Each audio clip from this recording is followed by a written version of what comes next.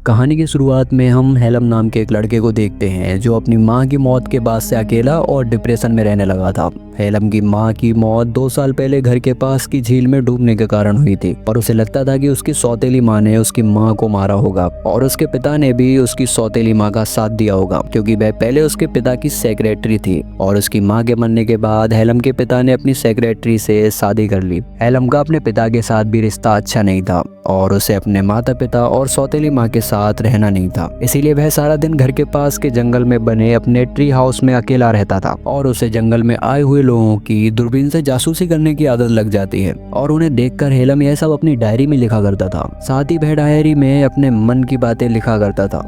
एक दिन हेलम की सौतेली माँ उसकी डायरी पढ़ लेती है जिसमें उसने दूसरे लोगों के बारे में लिखा होता है जिन पर वह नजर रखता था। साथ ही उसने अपनी सौतेली माँ की खूबसूरती की भी तारीफ की होती है। यह सब पढ़कर हेलम की सौतेली माँ उसके ट्री हाउस में जाकर उसे सेड्यूस करती है। हेलम भी खुद को रोक नहीं पाता। दोनों क्लोज हो जाते हैं जिसके बाद हेलम की सौतेली माँ उसे ब्लैकमेल करके उसे दूसरे शहर भेज देती है ताकि हेलम अपने पिता को उसके खिलाफ फड़काकर उनके बीच दूरी पैदा ना कर पाए। इसके बाद हेलम अकेले एक अनजान शहर में आ जाता है पर उसके पास ना तो कोई खाने का ठिकाना था और ना ही उसके पास पैसा था। साथ ही हेलम के पास ना ही रहने के लिए कोई जगह होती है, इसीलिए उसे एक बिल्डिंग की छत पर खाली पेट रात गुजारनी पड़ती है। अगली सुबह हेलम को सड़क पर एक महिला दिखाई देती है जिसका नाम कैट होता है। कैट हेलम की मरी हुई माँ से काफी मिलती जुलती होती है। उसका चेहरा देखकर हेलम को तो पहली नजर में यही लगता है कि यह उसकी माँ है, लेकिन हेलम कैट का पीछा करता है और उसे होटल में जाते हुए देखता है। उसके पीछे हेलम भी चला जाता है। उसे पता चलता है कि कैट होटल में मैनेजर है।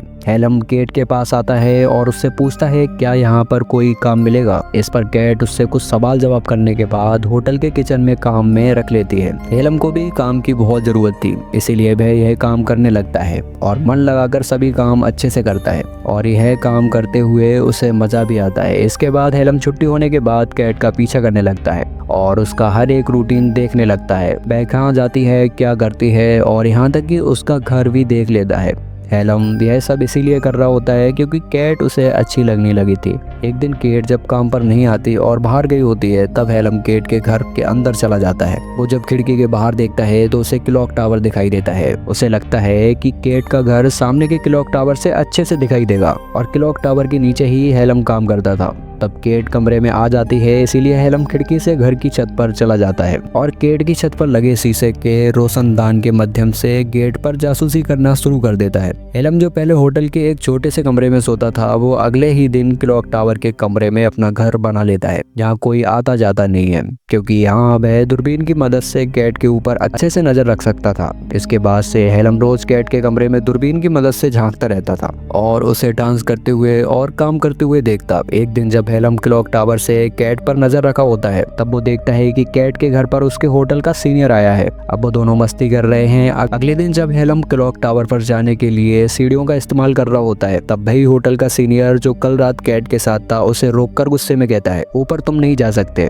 वहाँ से सिर्फ सीनियर स्टाफ ही जा सकते हैं। इसके बाद जब हेलम किचन में काम कर रहा होता है तब उसके पास कैट आती है और पूछती है तुम्हें यह काम कैसा लग रहा है। इस पर हेलम कहता है कि वो अपने काम को एंजॉय कर रहा है। यह सुनकर कैट को भी अच्छा लगता है। रात में जब हेलम कैट को देखने के लिए उसके घर की छत पर होता है और रोशनदान से कैट को देख रहा होता है तब वो देखता है कि कैट अपने सीनियर के साथ होती है। हेलम छुपकर उन्हें देखता है और उन्हें उनकी बातचीत से पता चलता है कि उसका सीनियर शादीशुदा है और उसके 2 बच्चे भी हैं, यानी कि उसका और कैट का अफेयर चल रहा है। यह जानकर हेलम को बहुत बुरा लगता है। इसके बाद हेलम क्लॉक टावर में आ जाता है जहाँ वह सबसे छुप कर रहता है। कैट और अपने सीनियर को देखकर उसे अपनी माँ की याद आ जाती है। उसे लगता है कि उसके पिता और सौतेली माँ का बहुत पहले से अफेयर चल रहा था। जब उसकी माँ को इसके बारे में पता चला तो वह सौतेली माँ से मिलने गई होगी और तभी सौतेली माँ ने उसकी माँ को मार दिया होगा ताकि वह उसके पिता के साथ अच्छे से रह सके। यहाँ पर हेलम को अब लगने लगा था कि उसकी सौतेली माँ और उसके पिता ने मिलकर उसकी माँ को मारा होगा। इसीलिए हेलम पुलिस स्टेशन आ जाता है और अपनी सौतेली माँ पर उसकी माँ की हत्या का आरोप लगाकर केस दर्ज कर देता है और ऑफिसर से कहता है कि उसके पिता भी उसका साथ नहीं दे रहे हैं। अगले दिन केट हेलम को ऑफिस में बुलाती है और उस होटल में फ्रंट डेस्क उसका काम ऑफर करती है। इस पर हेलम मान जाता है और यह काम करना शुरू कर देता है। जल्दी उसे यह काम अच्छा लगने लगता है और उसका एक दोस्त भी बन जाता है। एक दिन हेलम जब क्लॉक टावर से कैट को देख रहा होता है तब उसे ऐसा करते हुए उसका ही सीनियर देख लेता है। उसे समझ आ जाता है कि हेलम क्लॉक टावर से कैट के ऊपर नजर रखता है। उसका सीनियर गुस्से में हेलम को धमकाता है कि वह उसे पुलिस से पकड़वा देगा और नौकरी से निकाल देगा। पर हेलम अपने सीनियर से कहता है कि वो उसके बारे में सब जानता है, कि वो अपनी पत्नी को कैसे धोखा देकर कैट के साथ अफेयर कर रहा है। हेलम उसे ब्लैकमेल करने की कोशिश करता है। तब उसका सीनियर उसे नौकरी से नहीं निकालता और दोनों अपनी बातें सीक्रेट रखने का फैसला करते हैं। अगले दिन हेलम जब काम पर होता है तब कैट उसके पास आकर उसे बर्थडे विश करती है, क्योंकि आज हेलम 19 साल का हो गया होता है। यह बात उसके को-वर्कर दोस्त को भी पता चल जाती है और वो उसे पार्टी मांगता है। इस पर कैट भी हेलम को बर्थडे सेलिब्रेट करने को कहती है और वो लोग आज रात बार में जाने का प्लान बनाते हैं। रात में हेलम, उसका को-वर्कर दोस्त और कैट बार में होते हैं और वो ड्रिंक करने लगते हैं। हेलम का दोस्त काफी ज्यादा पी लेता है, इसीलिए वो घर चला जाता है, जबकि हेलम और कैट और भी ड्रिंक करने लगते हैं और बात करने लगते हैं। उन्हें ड्रिंक करते हुए काफी देर हो जाती है, इसलिए कैट हेलम को अपने घर ले जाती है। कैट नशे में होती है और बातों ही बातों में हेलम के करीब आने की कोशिश करती है, पर हेलम इसके लिए तैयार नहीं होता। फिर दोनों बिना कुछ किए सोने चले जाते हैं। हेलम कैट के बगल में सो जाता है और सोचता है कि जिस लड़की पर वो नजर रखता था आज वो उसके साथ सो रही है, जिससे उसे काफी अच्छा लगता है। अगले दिन हेलम जब काम पर जाता है तब वो सबसे पहले कैट के पास जाकर उसे डेट पर चलने के लिए कहता है, पर वो उसे मना कर देती है। कैट कहती है कि कल रात मैंने नशे की हालत में जो भी किया उसे तुम भूल जाओ। यह सुनकर हेलम उदास हो जाता है। वो वहाँ से चला जाता है। कुछ देर के बाद हेलम को होटल के कमरे में बुलाया जाता है। जब वो वहाँ जाता है तो देखता है कि वहाँ कैट है। वो हेलम के करीब आने लगती है और दोनों क्लोज हो जाते हैं। अब हेलम को कैट के साथ अच्छा लगने लगा था और कैट भी हेलम के साथ खुश थी। जब हेलम कैट के छत पर चढ़कर उसे देखने जाता है तो वह देखता है कि उसका सीनियर कैट से झगड़ा कर रहा होता है। वो गुस्से में चिल्लाते हुए कैट पर हाथ उठाने की कोशिश करता है। यह देखकर हेलम को बहुत गुस्सा आता है। वो कैट को बचाने के लिए रोशनदान के शीशों को हटाकर कमरे में कूद कर आ जाता है और अपने सीनियर को रोकने की कोशिश करता है, पर वह हेलम पर हाथ उठा देता है और कैट को हेलम के बारे में बता देता है। वो कहता है कि रोज क्लॉक टावर पर तुम्हारे घर की छत पर चढ़कर तुम पर नजर रखता था। यह सुनकर पहले तो कैट अपने सीनियर को वहां से जाने के लिए कहती है। उसके जाने के बाद वह हेलम से पूछती है क्या तुम उस पर नजर रखते थे और यह सब कब से चल रहा है। इस पर हेलम कहता है जब से मैंने तुम्हें देखा था तब से मैं तुम पर नजर रख रहा था, इसके पीछे एक वजह है। यह बात सुनकर कैट गुस्सा हो जाती है और उसको कई बातें सुनाने लगती है।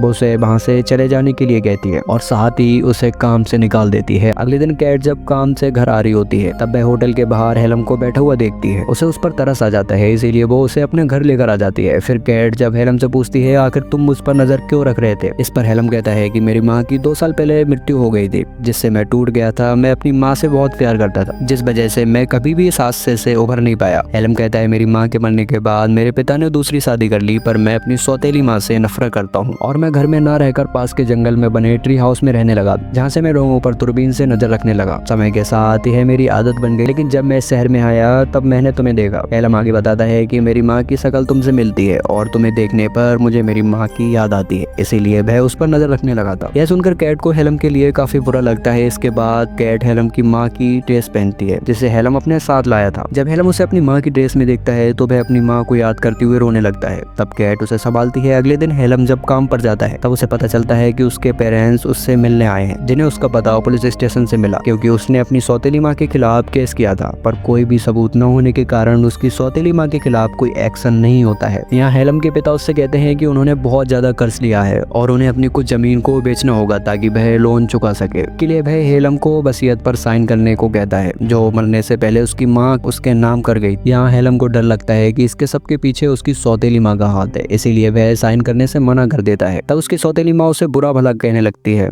और फिर वो लोग वहाँ से चले जाते हैं। रात में हेलम को अपनी सौतेली माँ की बातें याद आ रही थी, जिसमें उसने कहा था कि उसकी माँ की मौत एक हादसा था और उसे भूल जाना चाहिए। पर हेलम बातों को याद करते हुए काफी गुस्सा हो जाता है। अगले दिन हेलम ट्रेन पकड़कर अपने घर आता है। हेलम दुख और दर्द से बुरी तरह प्रभावित होकर घर पर चुपचाप आ जाता है और अपनी सौतेली माँ के पास जाकर उसका मुंह बंद करके उसे बांधता है। फिर उसे झील में ले जाता है और पानी में फेंक देता है। सौतेली माँ डूबने लगती है। तभी हेलम को एहसास होता है कि वह गलत कर रहा है, इसीलिए वह सौतेली माँ को पानी से बाहर निकालता है और उससे माफी मांगता है। फिर सौतेली माँ वहाँ से चली जाती है। तभी हेलम के पिता उसके पास आकर खुलासा करते हैं कि उसकी माँ बहुत पहले से डिप्रेस थी और उसने खुद अपनी जान ली थी। यहाँ हेलम को यह एहसास होता है कि वह गलत था।